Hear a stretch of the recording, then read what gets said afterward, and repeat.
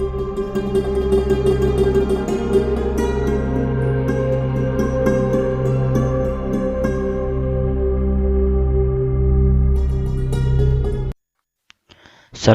warahmatullahi wabarakatuh. Alhamdulillah kita bisa belajar bareng di channel belajar bareng di sini. Kali ini dalam video ini saya ingin mengajak belajar bareng mengenai tentang ilmu shorof. Dan kali ini mengenai ilmu shorof pada bab pembahasan bab al-ibda. Apa itu al-ibda? Al-ibdalu izalatu harfin wa wada'a akhir makanahu. Maksudnya di sini bahwasanya ibdal adalah menghilangkan satu huruf dan meletakkan huruf lain di tempatnya. Maksudnya bahwasanya dalam mufradat salah satu huruf dalam mufradat itu dihilangkan atau dibuang, kemudian diganti dengan huruf lain yang mana ditempatkan di tempat huruf yang tadi dibuang atau dihilangkan. Itulah pengertian dari al-ibdal. Sebenarnya al-ibdal itu dan i'lal sangatlah mirip pengertiannya, sama-sama melakukan perubahan pengertiannya, pembuangan atau penggantian pada satu huruf. Hanya saja kalau di bab i'lal ya, itu khusus terjadi hanya pada huruf ilat. Ya, huruf ilat yang itu yang terdiri alif ya waw ya itu ayu ya, disingkat ayu ya, itu yang dihilangkan ketika di pembahasan bab ilal. Adapun ibdal bisa masuk pada huruf soheh, yang mana kata atau kalimat mufradat yang tidak mempunyai huruf ilat, dan juga bisa masuk pada kata yang mempunyai huruf ilat di situ. Baiklah, kemudian mengenai huruf ibdal, yaitu akhruful ibdali ya, huwa apa di sini huruf ibdal itu disingkat dengan hadaltu mutia. Nah, ini singkatannya, yang mana terdiri dari huruf ha, dal, hamzah, ta, mim, waw, ta, ya, alif. Nah, di situ. Ini adalah huruf ibdal, yaitu ada 1, 2, 3, 4, 5, 6, 7, 8. 9 ya, ada 9. Itu adalah huruf-huruf daripada ibdal. Baiklah, mengetahui tentang tujuan dari ibdal tadi, membuang, mengganti. Nah, di sini yang pertama akan saya bahas mengenai tentang merubah huruf pada fa' fi'il yang berupa waw dan ya.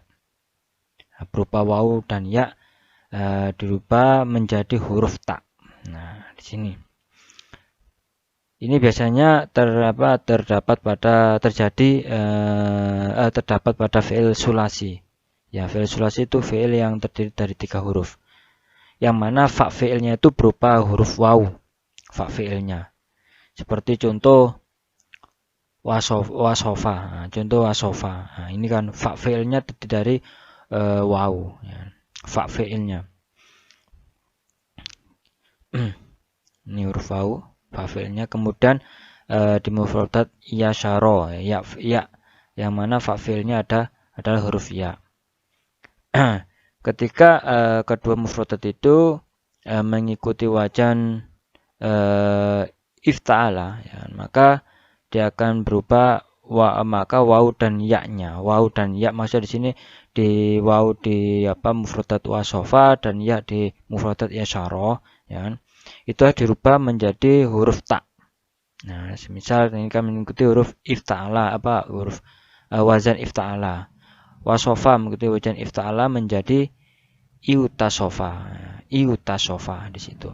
Maka dari lafaz iutasofa, huruf waw ini, ya kan, iutasofa, huruf waw ini harus dirubah pada huruf ta di situ. Ini contoh daripada perubahan huruf waw menjadi dirubah menjadi huruf ta ketika mengikuti wajan ifta'ala. sehingga menjadi ittasofa. Ittasofa. Karena di sini ada dua huruf yang sama dalam satu mufradat ya, atau kalimat yang bersejajar. Itu kan dalam dalam ilmu yang bab yang kemarin ya tentang idgham ya kan. Ketika ada huruf yang sama sejajar dalam satu mufradat, itu bisa masuk syarat bisa untuk diidghamkan. Maksudnya diidghamkan itu digabung ya kan? Sehingga dari mufrad ittasofa menjadi ittasofa, ditasjidkan. Maka itu maksudnya diidghamkan di situ. Kemudian mufradat yasyara ketika mengikuti bacaan ifta'ala menjadi itasyara. Maka huruf ya di sini harus bisa diganti dengan huruf ta sehingga menjadi ittasyara. Nah, ini sama kayak seperti mufradat yang di atas yaitu ittasofa. Bahwasanya ketika ada dua huruf yang sama dalam satu mufradat yang bersejajar sandingan ya kan, itu bisa diidghamkan sehingga menjadi ittasyara di situ. Sekali lagi diidghaman itu digabungkan menjadi satu sehingga dalam bahasa ketika orang Arab dianggap dalam pengucapannya berat, maka butuh yang namanya diidghamkan sehingga biar mudah dalam pelafalannya atau pengucapannya. Barang berbicara atau dengan kalam berbicara. Itulah fungsi dari salah satu fungsi idgham, itu agar mempermudah dalam pengucapan. Itu dalam orang Arab seperti itu. Oke, kemudian merubah huruf ta menjadi huruf dal yang kedua di sini. Merubah huruf ta menjadi huruf dal.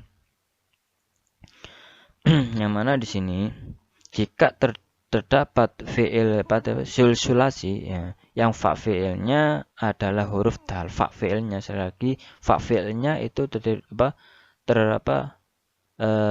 adalah berupa huruf dal. Fa fi'ilnya kita misalkan dalam mufrad dakhara ya kan. Nah, ini fa fi'ilnya dari wajah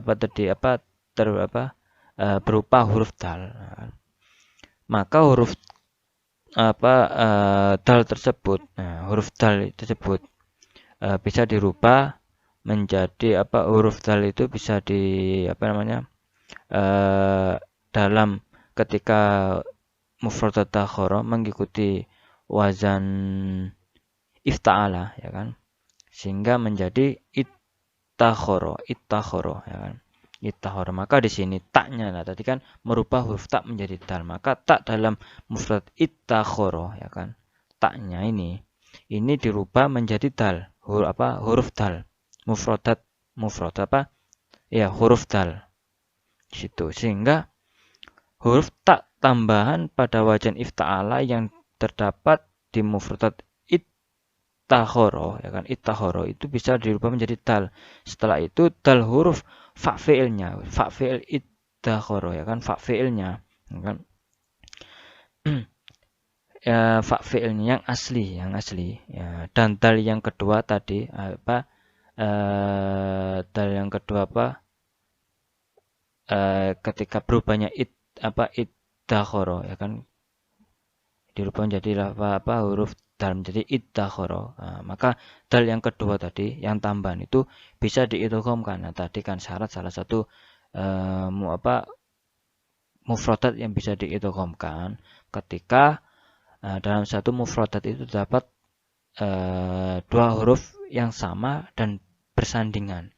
Itu bisa diidghamkan. Agar agar bisa mempermudah dalam pengucapan. Itu alasan daripada kenapa harus diidghamkan. Itulah orang Arab seperti itu. Ketika ada lafaz yang sulit dikata sulit untuk pengucapannya, maka bagaimana cara biar mudah dalam pengucapannya, maka itu diidghamkan. Disitulah fungsi daripada idgham. Maka ketika diidghamkan, lafaz iddakhara akan menjadi iddakhara. Ditasjid di situ kan. Idgham itu salah satunya kan alasannya idgham itu kan idgham itu kan artinya menggabungkan ya, di situ dari dua huruf yang sama sehingga digabungkan dengan cara memberi tasjid di situ tasdid. Oke, di situ adalah contoh daripada huruf merubah huruf ta menjadi zal di situ. Kemudian selanjutnya merubah huruf ta menjadi to. Nah, tadi ta menjadi dal, sekarang ta menjadi to. Di situ. Jika terdapat fi'il sulasi sama, ikuti fi'il sulasi. Berupa fi'ilnya berupa huruf to, ya kan?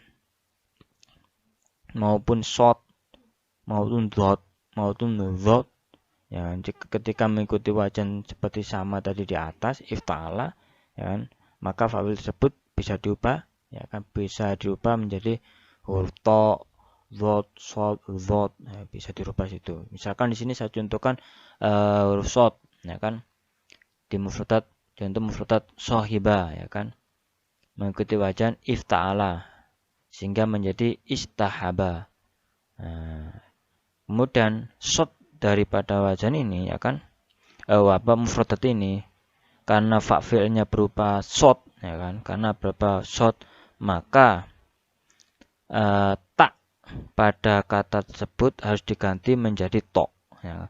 Maka tak pada kata atau mufradat ini istahaba karena fa'ilnya berupa short, maka taknya itu dirubah menjadi to di situ. Ini dalam bab ibdal, nah, di situ ya. Sehingga menjadi istahaba, nah, di situ. Itulah. Kemudian yang kedua yaitu huruf dhot. Nah, contoh di sini dengan mufradat doroba, ya, doroba. Oke, mengikuti wajan, ketika mengikuti wajan ifta'ala, maka akan menjadi doroba. Sama halnya alasannya karena fa'ilnya berupa huruf dhot, ya kan? Maka tak pada mufradat ini harus dirubah dengan huruf to sehingga menjadi, ya kan, ittoroba, di situ. Kemudian huruf to di sini to menjadi huruf apa? Huruf to contohnya tola'ah, ya.